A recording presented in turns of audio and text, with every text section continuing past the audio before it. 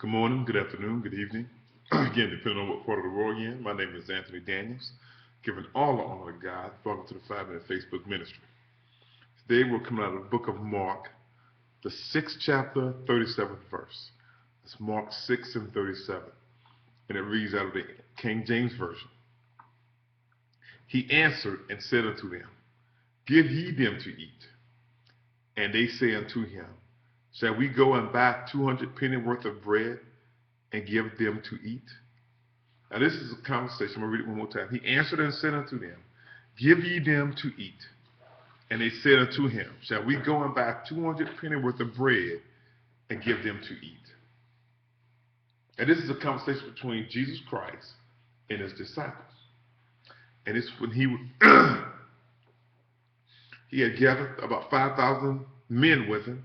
That's not including men and women and children. So that's 5,000 men plus women and children. And he says, and he had compassion on them. It says earlier that he had compassion on them. And the disciples wanted to send them away so they could get something to eat. And Jesus said, Give ye them to eat. You give them something to eat. You feed them. And they said unto him, Shall we go and buy 200 pennyworth of bread? We got to go spend all our money to feed these people? We have to, we have to spend all this money, 200 pennyworth of money, of bread, for these 5,000 people. Now, the difference is, Jesus was expecting his supplier to provide all that he needed. His supplier was the Father.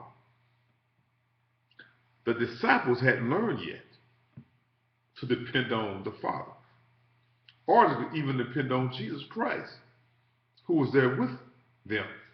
And, a lot of times as we read the New Testament, we wonder why were the disciples so hard-pressed to trust God and listen to God and do exactly what he said without question.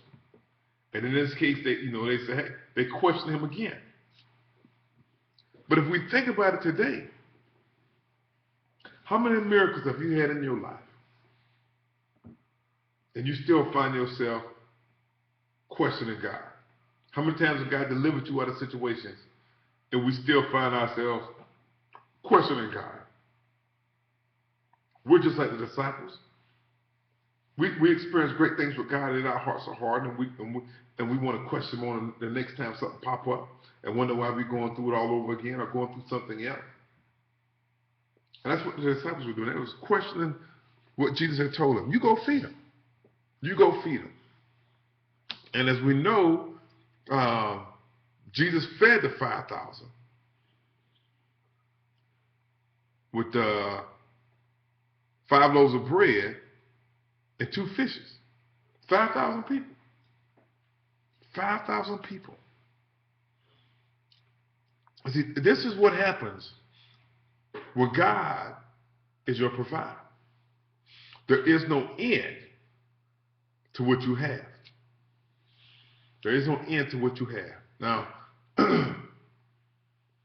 we as mankind, over the 2,000 plus years that's gone on between when Christ walked this earth and today, we have moved so far away from God that we don't see things like this going on. And we don't believe that something like this could happen today. But I'm telling you, it can happen today. It can happen. If we trust God sincerely, if we believe God sincerely, all the things that happened when Jesus walked this earth could happen today. We just got to trust God. We have to have that faith. We have to get to a point where we stop questioning God and we just start believing God, believing that God is our provider, believing that God is the source of everything that we need. There are so many people who pray and ask God to provide for them, but they don't show any trust in God. Tithing, for an example, is showing God that you trust him. Because if I don't have enough money to pay my bills, and I tithe, that's telling God that he's my provider, not my job. That's telling God that although I know that if I give you this 10%, I can't pay my bills. If I give you this 10%, I'm going to be lacking. But I trust you, God, to bless me. That I trust you as my provider. That I trust you to feed the 5,000 with 5 loaves of bread and 2 fishes. And that's what God will do in our lives if we trust him. And sometimes it's just so hard for us to get into trusting God.